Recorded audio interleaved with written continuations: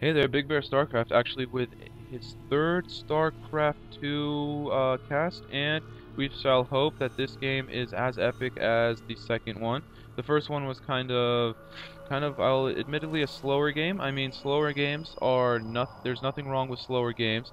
It's just that they are a little bit less boring to watch. The thing about Zerg is that usually you will either have an extremely slow game where it's just a lot of macro, or you'll have an extremely high, intense game where the Terran is constantly harassing, the Zerg is constantly reacting to their harass and maybe putting some aggressiveness back onto the Terran player. You can see that actually in the just northern position, I guess, is Dimaga, and in the southeastern position we have Bless. Bless, I actually do not know much about. I don't really know his play style, who he is, what he really favors or anything, so this will be interesting, but he has to be good to be playing against a foe like Dimaga. Now, I think everyone here has seen at least one or two of Dimaga's games. We all know that Dimaga really favors the macro game, really favors those early expansions, so we'll see if Bless tries to abuse that at all with any... Well, he's not going to be going 2-Rax play because of this refinery that he just threw down. So he may be going for Fast Factory, or maybe even a Marine Marauder Rush. But this refinery is actually before a barracks, so we will probably be seeing a really fast factory, right? So the build order for this is that he'll get the early gas, he'll put the 3 harvesters in the gas, and as the barracks is finished, the factory will actually be started, and then you can get a reactor on the barracks pretty soon, and it gives you extremely early Hellions. But the only bad thing about this is that, as you can see, if we go to Dimaga Cam, you can actually see the early refinery, because the refinery should not be done yet. So we know something is fishy, so he's going to be expecting the Hellions. We'll be expecting this early expansion here to have a lot of spine crawlers be thrown down, maybe a faster spawning pool than what he usually gets. Nope, still looks like a spawning pool, actually a little bit late on 17. But that is just because there can't be a fast marine push, and it's going to be a little bit later of a stronger Hellion push. And you can see there it is, and he'll be getting this reactor any second as soon as he gets 50 gas, which actually is not as fast as I thought. I actually guess my timings for Terran are a little bit off. I thought you could get the gas a little bit faster, but I guess not, and here it comes. I'm guessing as soon as we see 50 gas here, there's the refactory. You can see that actually the Terran's sending out a pretty late scout. You'll see Terran players actually favoring towards more of a 14 scout as opposed to the 16 scout that Bless is actually sending out. And you can see that spawning in these far positions like this actually does not favor the Zerg so much because it is still relatively close. The ideal positions for a Zerg are cross positions. For example, if the Zerg spawned here and the Terran player spawned here, that is the ideal position because it's the longest rush time between the two bases on Metalopolis. And we'll see, as you can see, the refinery is just about finished. And all he's going to do is he's going to lift off this barracks here. He's going to put the factory on where the reactor was and pump out 2 fast Hellions. Right there they are. And he's going to land this barracks and either put another reactor on it or a tech lab and switch it over to siege tanks after he gets out these 2 fast Hellions. And there's the tech lab. Maybe going to be researching either stim, or he's going to be researching fast tanks after he gets out 2 to 4 Hellions. We'll see. But you can see that actually, because Dimaga scouted just this early refinery, just because he scouted out this early refinery, you can see that he has a spine crawler here. You can see he has a queen at the ready, a second spine crawler at his minerals patch. So there's really nothing that this Hellion harass is going to do, and I think that Bless knows that, and that's why he just built 2 Hellions, and he's switching back over to tank play. And you can see, actually getting prefernal igniter. I think that's how you call it. You can see he already lost the Hellion. You can see these Hellions are going to be pretty ineffective. No kills on this Hellion. The other one is already dead. So you can see, I don't know why he's really researching prefernal igniter. That's not really going to be effective. You can see that actually there was a pause here, maybe because of lag or latency or bathroom breaks. Who knows? With these players, because one of them is Korean and the other one is English, so they can't really talk to each other. And you can see that this Hellion will go down. I don't think it got a single drone kill, so a pretty ineffective Hellion harass. But you can see that actually going for prefernal... Okay, let's just see what it's called. Infernal Pre-Igniter. Blue Flame Hellion upgrade. The Blue Flame Hellion upgrade is called Infernal Pre-Igniter, in case you did not realize that. And you can see he's actually going for a mass Hellion play. The Zerg player did scout the Hellions early, and so he did react to them correctly. but that's kind of an interesting choice because I don't know if the Zerg, well, the Zerg actually did scout the front. As you can see, Dimaga here, we go to Dimaga camp. He did see the factories, so he knows that something is up. If he could have guessed that Infernal Pre-Igniter is coming up, he's probably going to throw down some more Spine Crawlers. Maybe try to get ready to block off this ramp here with 2 queens, because you actually can block off the ramp with 2 queens. And you can see that he's still favoring 3 factories. This is kind of an interesting push here. We'll see how effective it is. It all depends on whether or not the Zerg player gets roaches. And it looks like no roaches are on the way, instead favoring a faster Spire. So we'll see. I mean, if these Hellions push out relatively soon, they'll do extremely well against the Zerglings. And you can see he's actually massing up Zerglings, putting them back here. That's kind of an interesting choice because, in fact, the Hellions will kind of try to sweep around here and try to sweep around here and take advantage of where the Spine Crawlers are not. So if he sits with his Zerglings at this point here, he will actually have an advantage. I think he's expecting some sort of drop play with the Hellions though, so he's pulling them back into his main. You can see he's actually just using the Hellions right now for scouting. I think it's more of the fear of Hellions that Bless is actually using to play to his advantage. Finally deciding to actually push out. Is he going to poke up here, kill this Zergling? You can see he's taking quick control of the Xel'Naga. Now, if the Zerg player thought something fishy was up, he definitely knows now that a blue flame push is coming. This is actually a pretty scary push. I mean, it is a little bit late, and you can see the queen here is actually blocking the ramp. Dimaga with X. That is roast. In case you guys didn't see that, that might have just changed the game. Let's just back it up here. You can see actually right here. Ready? Right here. Here it is. Everything just burns. That is the beauty of the Hellions. If you can get a lucky shot or a skillful shot, I mean, Hellions are really dependent on how good you can micro them. Hellions are only as good as the user. One of the many Terran units that are very micro dependent. You can see getting a lot of drone kills. If we go to the unit counting station, you can see 36 to 38. Dimaga has been droning hard, but he's actually now at a disadvantage.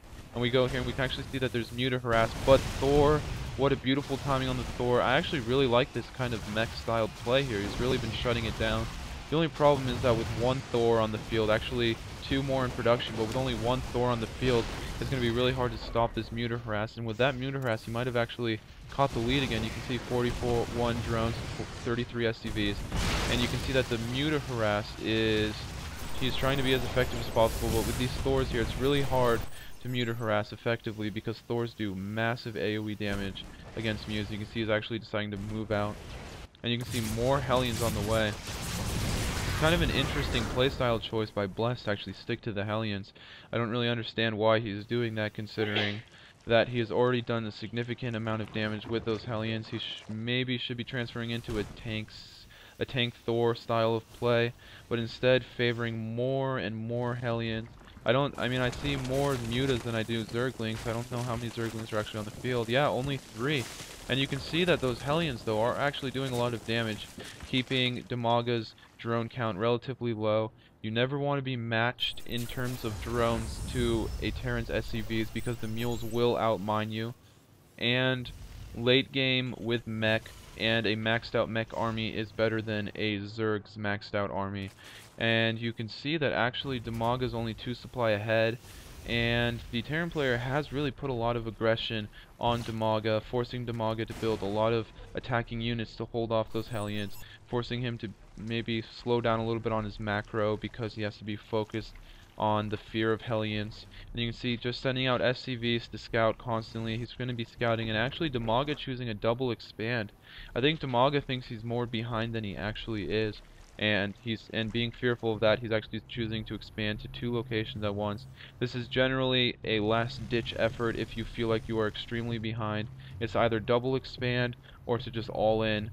And I mean, Dimaga is actually not that far behind. It wouldn't have been that much of a catch-up. And you can see these Mutas will actually expertly pick off all of these Hellions. Well, actually not all of them, because I think Hellions are in fact faster than Mutas. Let's see. With a move speed of 3.75, and Hellions have a move speed of 4.25. So yes, actually Hellions are faster than Mutalisks. If these were Brood War Mutalisks, then they would have easily caught up to those Hellions. You can see that this is something that Terran players don't really do a lot at the lower levels that I really recommend, is just pulling 1 or 2 SCVs off of the line to repair the Hellions, and you can see that these Hellions are good as new. if not better, because now they have little names of them after they get Zergling kills. Actually, all of them still with 0 kills, so not very effective Hellions. Not as effective as their brethren. And you can see Terran is actually with mech. You can actually control this gold expansion relatively easy if you siege up here, get your Thors here, and your Hellions just on the outsides to roast the Zerglings. It's not too hard. The only bad thing about this gold expansion here is late game, Zerg gets Broodlords and they can just sit right here in the middle, and they just abuse this because there's really no unit that the Terran player has that can stand on the ground that can really deal with Broodlords extremely well, except for Vikings. And Vikings do not do very well against Corruptors, and Corruptors counter Vikings. So Terran has trouble holding this late game, so we'll see how he does after the Broodlords do come out. I don't really see Hive Tech being researched or any time soon being researched either, and he's actually just favoring the macro game. If we go to the unit counting station, we can see 73 drones to actually 52, so the Terran player has gotten kind of far behind. That is the one problem I would say with mech plays, that it's hard to build up a formidable enough army to actually push out and do damage with it. And you can see, I mean, if you look at his units, he only has 4 Thors, but he does have 13 Hellions and 7 siege tanks. This is where the mech ball starts getting a little bit scary. You can just start sieging up, making slow pushes along one side, and you can see that actually these Mutalisks here are doing great at deterring these Hellions from actually doing any kind of damage. Amazing fungal growth. If he fungals this again, he can actually take out all of these Hellions with no damage. And you can see, I think that Infestors are considered, yeah, biological units. So they actually do in fact take extra damage from Hellions, I believe. If you look, they do 26 damage versus light, and I think that a Infestor is considered a light armored unit, so they do take the extra damage, which is kind of interesting, because you would think that an Infestor being so big is not a light unit, but I am not the creator of the game, and I do not balance it, so who knows. You can see that actually the Terran is making a lot more siege tanks and slowly pushing up. The Zerg is going to have a lot of trouble dealing with this. He does have a lot of roaches and a lot of infestors. If you can get Neural Parasite off on those 2 Thors, Thors will make quick work of all the siege tanks. And I think Neural Parasite is one of the most underused things in the entire game. And you can see this Thor here, excellent placement on this Thor, actually pushing the mutas back. There's not much these mutas can actually do against a Thor who's just sitting here unless they magic box, but even the magic box is not very effective against the Thor, because as you can see it has 400 HP and mutas only do 9 damage to them. So it takes a very long time to kill a Thor, and for those of you who do not actually know, magic box is when you right click, do not right click attack, but right click over the Thor. It'll move your mutas over the Thor, and he will only be able to hit one at a time. You can see that the Zerg is in fact actually massing up his army here on the left side, and I think he's going to get ready to push over in this side, which is very smart because all the siege tanks are here. They will be out of position. This is the smart side to push on, because like I said, siege tanks sieged up here is a very smart choice. Siege tanks sieged up here are very smart. It really shuts down 2 sides of the playing field on both sides. And you can see the mutas are slowly pushing down the side here. They're probably just trying to find a weak point to push in and find it, but there are a lot of missile turrets up, so I don't really think that Dimaga is going to have anywhere to go. And you can see some Marines here just scouting, but they're going to be quickly picked off by these roaches, and the roaches are just going to move right back here. You can see Dimaga is actually favoring a macro game, which I knew he would. You can see more Hellions just choosing, and you can see here is where Terran starts being scary. Like I said, it would have been maybe a little bit effective for him to come up here, and the interesting thing about this is that 2 fungal growths on SCVs actually do in fact kill them. So if you fungal here and then fungal here and then fungal here and fungal here, all of these SCVs would be dead. It's really cost effective if you can get both fungal growths off. And you can see that the Zerg is playing a little bit scared here. He's got his army split up on both sides. He's fearing for that mech plane. You can see they're actually out of place here. If he decided to muta harass these 4, I think he could pick them off, but not anymore because there's actually a Thor in the mix. But you can see that relatively low anti-air. If Dimaga were to scout this and build some mutas, he would be able to actually take out this 1 Thor and make extremely quick work of all of these siege tanks. You can see, in fact, favoring to face the inevitable. And this is the one thing about Terran that is just one thing I struggle with when I play Zerg, is that they slowly push up, slowly, and